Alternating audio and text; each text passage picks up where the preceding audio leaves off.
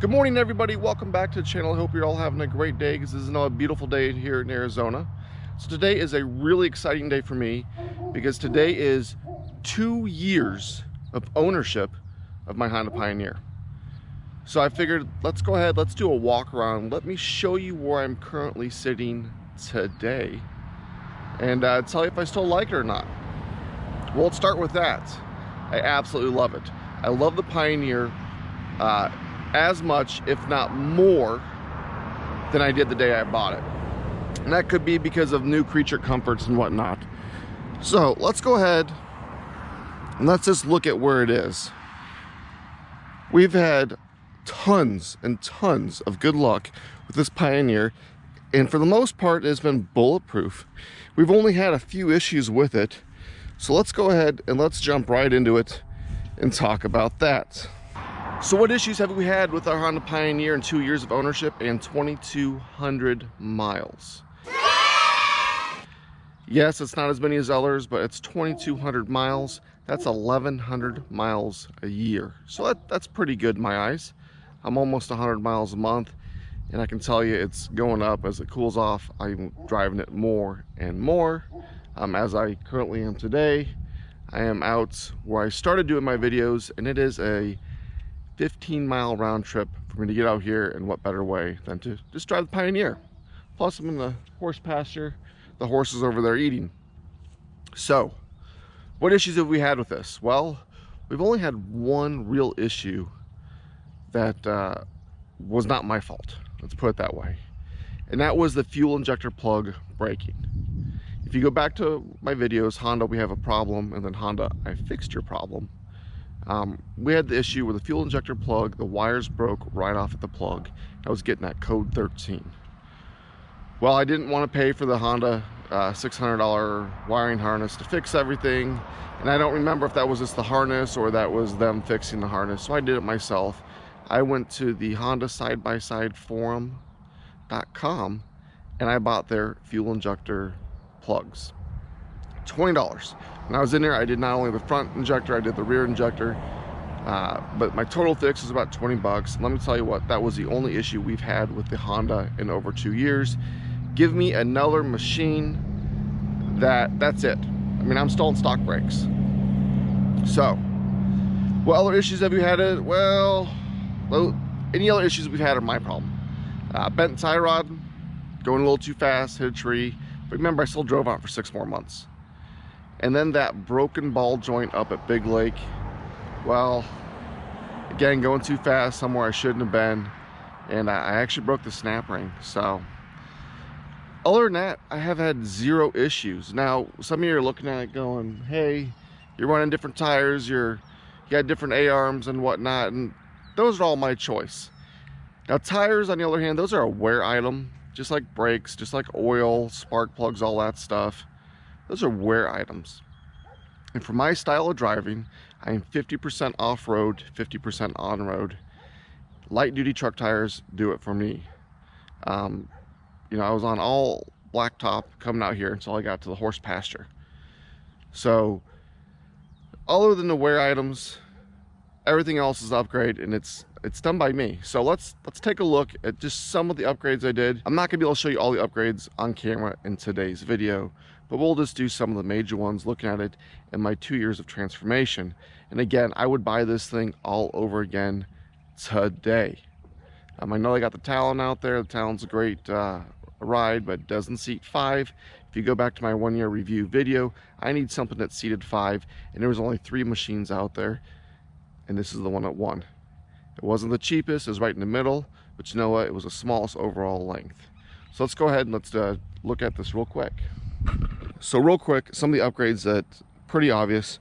We have our Amazon light bar, we have our winch, and then if you look down here, we have our Super ATV arched forward A-arms. We also have them on the back. We have our 814 Viking shocks. And I did put the Rhino axles on the front. We have the Super ATV fold down windshield.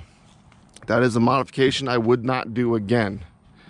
I don't like how you cannot get it down if you look at the top without removing the whole windshield or sliding it down. I did a couple videos on this. If I were to do it again, I would definitely get the fold up windshield, especially since I only use it for a few months out of the year. Underneath the hood, we have our dual battery setup, which I like because I run all the accessories off of that to include the winch. Then we have our turn signal kit. Let's not forget about the rims, our 15-inch rims and tires, and then our 1/2-inch skid plate, and we have the frame stiffener up front. In the cab here, we got just a couple of mirrors. I did have another one I broke off. We got our sun visor up there. We do have the nice switch panel. Love that. I'm finding more and more use for that. And we did the cup holder modification here. Now, some of the factory accessories I did put in was the under seat storage and the under dash storage. Well worth it for the under dash storage. The under seat storage, to be honest with you, I put some stuff in there like an air compressor and whatnot. I know it's watertight. I don't think I've ever gotten anything out of there but once in 2 years. So to each your own. Moving up here, we have our grab handles and our OEM roof. Coming around back, we have our Brick City Fab harness bar with our 5-point harnesses. My wife really enjoys that, and then I've used them a couple times when we've been at the dunes. Other than that, I get in and out too much. If we move around back here, we have our JEI bed extender. There's a new one out that I like even better. It folds up against the tailgate so that you can still put your rear seats up and down. They're about the same price, but this thing is solid. It's heavy. I put my big cooler in there when we go to riding. I drive this to my kids' t-ball games, and you know what? When it's our turn to bring snacks, cooler's on there, not an issue. Coming around here, we have our backup light. We have that plugged into the factory backup alarm, so it turns on when you're in reverse. We did our $5 license plate brackets, and then we got these screws that have the LEDs in it. And again, with those lights down there, that all comes in your turn signal kit from XTC, which utilizes your factory tail lights. So that's just some of the main stuff that I've done, and it is thousands of dollars worth of work. But you know what? It's worth it. It gives me something to do. I enjoy working with my hands. Well, there you have it. There's a quick walk around my 2017 Honda Pioneer in 2 years of driving it and absolutely loving it. No, it's not the fastest machine out there. No, it's not the sportiest machine out there, but you know what? It's still sporty. It's still quick enough for me, and it gets the job done. I don't think there's any one machine that does everything the best. If you want something to go fast, you go buy a Talon or an X3 or a Razor. If you want something that's going to be just straight work and nothing else, you know, there's other machines out there. If you want something that's a sport utility, boom, right here. You got the Pioneer. I absolutely love it. It's sporty enough so I can go around the corners, I can play with it, I can take it to the dunes. Yeah, I'm not going to keep up with all the sport machines, but I can go and enjoy myself. Then I can go up in the mountains and I can do all of my riding up there with my friends, and then I can still tow my big trailer with it, move it around the yard. I don't think there's any machine out there that's better suited for my needs than this. And it doesn't have a belt. I don't have to worry about burning the belt slipping because it got wet, belt temperatures, carrying an extra $200 belt, none of that stuff. You just go. So, let me know what you guys think. I can tell everybody after 2 years of ownership, if I totaled this one, I would go buy another one today.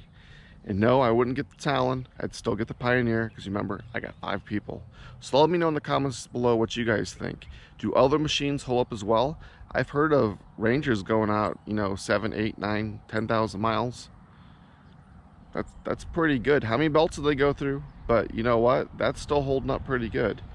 I've also heard of Pioneers with 17,000 miles on stock clutches and everything else. All they did was oil changes and tires. So it's all about maintenance. It's all about how you take care of it, and what really suits your need, what works best for you and your family and works within your budget. Remember, all the modifications I did don't need to be done. There's a few of them I think are essential, such as a skid plate, a winch, and a roof, especially where I live because the sun comes beating down on you. Or if you live somewhere else, you know, where it rains all the time, back east, northwest, something like that. Anyways, thanks for stopping by. Don't forget to give me a big thumbs up if you liked the video. Don't forget to subscribe, and until next time.